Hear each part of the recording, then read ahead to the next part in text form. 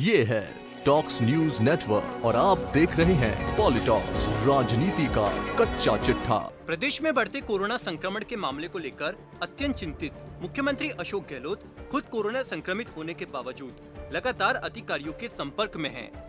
प्रदेश में oxygen tanker, oxygen concentrator, remdesivir, tocilizumab दवा सहित अन्य संसाधनों की उपलब्धता को लेकर शुक्रवार को वीडियो कॉन्फ्रेंस के माध्यम से अधिकारियों के साथ गहन समीक्षा की। इस दौरान सीएम अशोक गहलोत ने अधिकारियों को संक्रमण की गति पर अंकुश लगाने के लिए अनुमत गतिविधियों के अतिरिक्त लोगों के मूवमेंट को कड़ाई से रोकने के निर्देश दिए।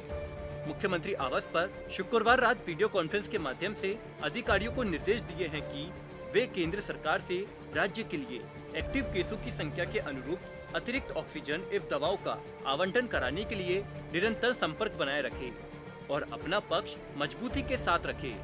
इस दौरान सीएम अशोक गहलोत ने मुख्य सचिव सहित कोविड प्रबंधन में लगे नोडल अधिकारियों से संसाधनों की उपलब्धता को लेकर पूरा फीडबैक लिया तथा प्रयास और तेज करने के निर्देश दिए। साथ ही अन्य देशों से भी ये संसाधन जुटाने के लिए मिशन मोड में काम करने को कहा है।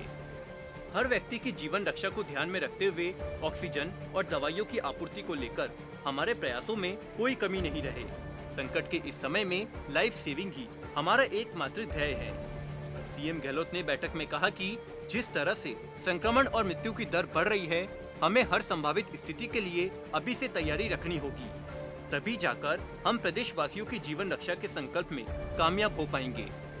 बढ़ते हुए संक्रमण के कारण यह अत्यधिक सतर्कता बनाए रखने का समय है। इसके लिए महामारी रेड अलर्ट जन अनुशासन पखवाड़े का अधिकारी सख्ती से पालना करवाए।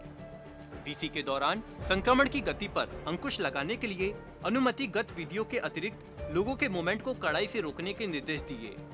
साथ ही सीएम गहलोत ने कंटेनमेंट जोन एवं होम आइसोलेशन की सख्ती से पालना के साथ ही संक्रमण की रोकथाम के तमाम उपायों को प्रभावी ढंग से लागू कराए जाने के निर्देश दिए। वीसी में मौजूद प्रदेश चिकित्सा मंत्री डॉक्टर रघु शर्मा ने 18 वर्ष से अधिक आयु के लोगों के लिए आज 1 मई से प्रारंभ हुए वैक्सीनेशन कार्यक्रम को सफल बनाने के लिए पर्याप्त मात्रा में वैक्सीन की उपलब्धता पर जोर दिया। उन्होंने कहा कि इस दिशा में केंद्र सरकार से लगातार समन्वय किया जा रहा है। वैक्सीन, ऑक्सीजन एवं अन्य संसाधनों की उपलब्धता के लिए चिकित्सा विभाग युद्ध स्तर पर प्रयास कर रहा है।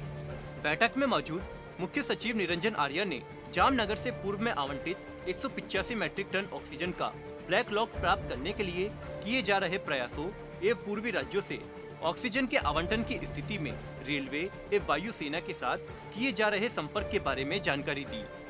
उन्होंने बताया कि विदेशों से ऑक्सीजन कंसंट्रेटर एवं अन्य उपकरण की खरीद के लिए गठित समिति निरंतर भारतीय दूतावासों तथा विदेशी कंपनियों से संपर्क कर रही है।